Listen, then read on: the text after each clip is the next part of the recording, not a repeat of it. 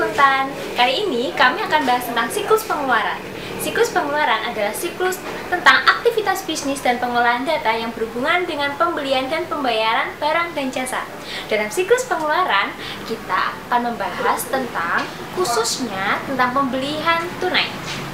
Pembelian tunai itu ada dua, berbasis manual dan berbasis komputer. Secara berbasis manual akan kita jelaskan sebagai berikut. Sekarang kita akan membahas proses pembelian tunai. Proses pembelian tunai itu terdiri dari 4 bagian. Yang pertama gudang, yang kedua itu bagian pembelian barang, yang ketiga supplier atau pemasok, dan yang keempat bagian penerimaan barang.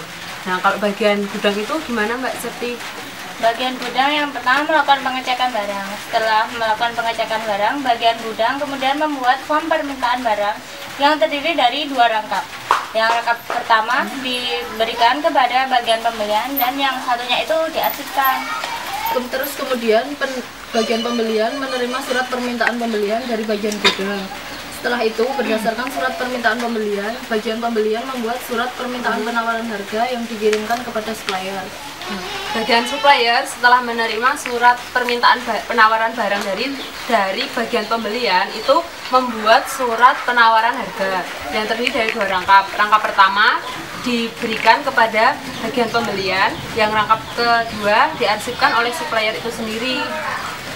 Kemudian setelah itu, bagian ini menerima surat penawaran harga dari supplier. Berdasarkan surat penawaran harga, bagian pembelian membuat surat daftar pembelian yang dikirimkan kepada pimpinan. Setelah itu, menerima surat daftar pembelian yang telah disetujui oleh pimpinan. Berdasarkan surat daftar pembelian yang telah disetujui, kemudian bagian pembelian membuat surat order pembelian rangkap 4. Yang lembar pertama dikirimkan kepada supplier, lembar kedua dikirim ke bagian keuangan, lembar ketiga dikirim ke bagian gudang, dan lembar keempat disimpan sebagai arsip. Supplier selanjutnya menerima surat order pembelian rangkap kedua tadi dari bagian pembelian, yang untuk selanjutnya diproses menjadi surat penerimaan barang serta dilanjutkan ke proses pengiriman barang. Nah, itu nanti suratnya diserahkan ke bagian penerimaan barang beserta barang yang akan diberikan. Kalau Departemen Penerimaan Barang itu bertanggung jawab untuk menerima barang yang dikirim dari supplier tadi. Setelah diterima, kita juga harus melaporkan kepada manajer bagian gudang yang kemudian nanti akan diteruskan ke manajer bagian pabrik. Nah, informasi tentang penerimaan barang yang dipesan itu juga harus dikomunikasikan ke fungsi pengawas persediaan untuk pembaruan pencatatannya kalau ada persediaan baru gitu. Terus habis itu yang prosedur berikutnya, keputusan kunci Departemen Penerimaan Barang harus memutuskan barang tersebut diterima atau enggak dengan cara kita membandingkan kuantitas dan kualitas barang yang diterima dengan tembusan surat order pembelian dari bagian pembelian tadi. Itu untuk menghindari adanya penerimaan barang yang tidak dipesan, karena kalau kita menerima barang yang tidak dipesan nanti akan membuat pemborosan waktu dan pemborosan ruang yang kita gunakan untuk menyimpan barang tersebut sebelum nantinya akan diretur ke pemasok lagi.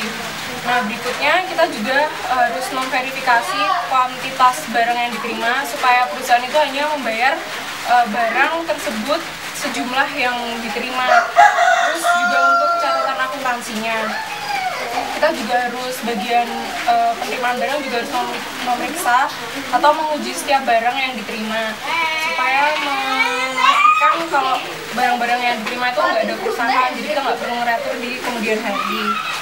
Nah, selanjutnya Departemen Penerimaan Barang itu wajib membuat sebuah dokumen. Penerimaan barang itu kayak gini, dia harus ada nomor ini, nomor order pembelian, terus sama ada tanggal penerimaan, sama nama pemasok, sama nama pengirimnya.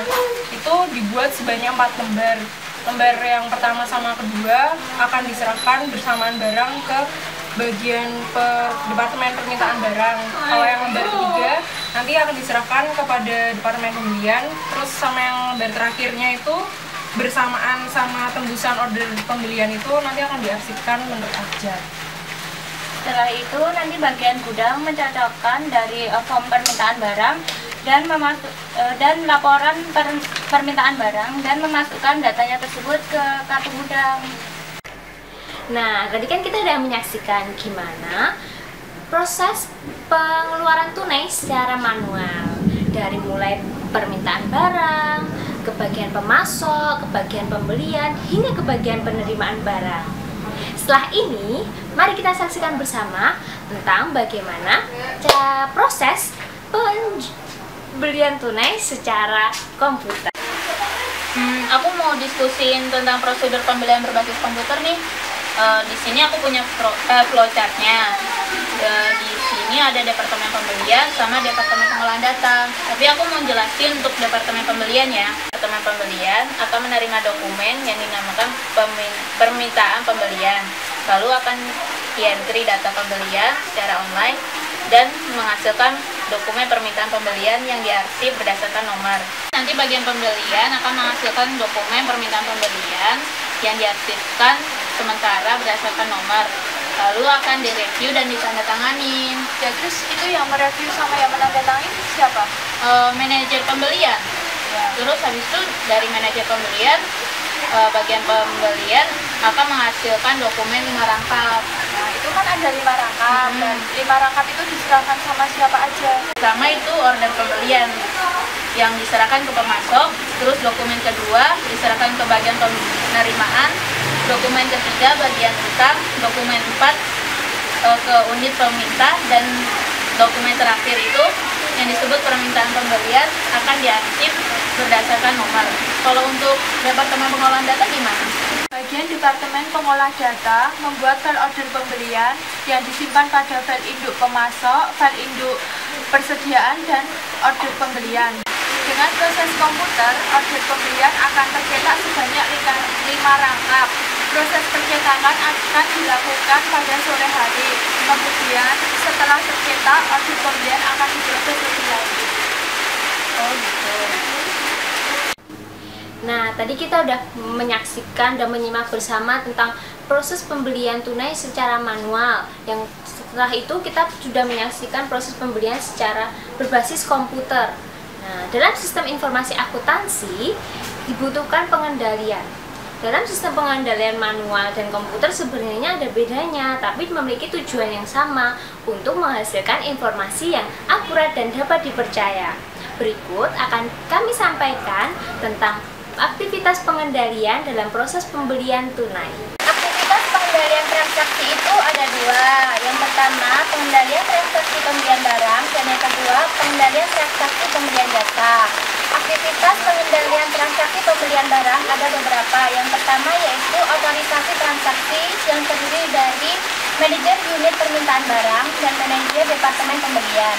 Manajer unit permintaan barang itu bertugas untuk mengotorisasi apabila adanya permintaan barang, dan manajer departemen pembelian itu bertugas untuk menyetujui apabila adanya pembelian barang. Dan yang kedua yaitu pengamanan terhadap aktiva dan catatan, meliputi laporan penerimaan barang juga ketika barang itu diterima. Laporan penerimaan barang harus bernomor urut secara tercetak. Kuantitas barang dihitung secara independen dan saat barang itu diterima. Yang ketiga yaitu tugas, seperti pemisahan tugas antara bagian gudang dengan bagian persediaan, bagian penerimaan barang dengan bagian gudang, dan bagian pembelian dengan bagian keuangan. Sebenarnya ada yang kurang. Yang terakhir adalah dokumen dan catatan yang memadai. Nah, di sini ada 2. Yang pertama permintaan pembelian, yang kedua order pembelian. Permintaan pembelian itu dibuat berdasarkan titik dan kuantitas pemesanan kembali. Lalu dimintakan persetujuan untuk pesanan khusus. Yang kedua order pembelian dibuat atas dasar permintaan pembelian, bernomor urut tercetak, termasuk dipilih dari pemasok yang pernah disetujui, dan yang terakhir dilakukan pengecekan terhadap kualitas dan harganya. Lalu aktivitas pengendalian transaksi pembelian jasa terdiri dari 3 aktivitas. Yang pertama, otorisasi transaksi, yang kedua pemisahan tugas, dan yang ketiga dokumen dan catatan yang memadai. Otorisasi transaksi terdiri dari manajer unit peminta mengotorisasi, manajer departemen pembelian menyetujui. Yang kedua, pemisahan tugas meliputi bagian pembelian dan bagian keuangan. Yang ketiga, dokumen dan catatan yang memadai terdiri dari permintaan pembelian dibuat oleh departemen pemakai, dimintakan persetujuan. Dan order pembelian dibuat atas dasar permintaan pembelian, bernomenklatur tercetak, termasuk dipilih dari daftar termasuk yang disetujui, dilakukan pengecekan terhadap harga dan termin, catat penerimaan jasa pada pembuatan order pembelian. Terima kasih telah mengikuti diskusi kami dan jangan lupa like video ini yang banyak ya.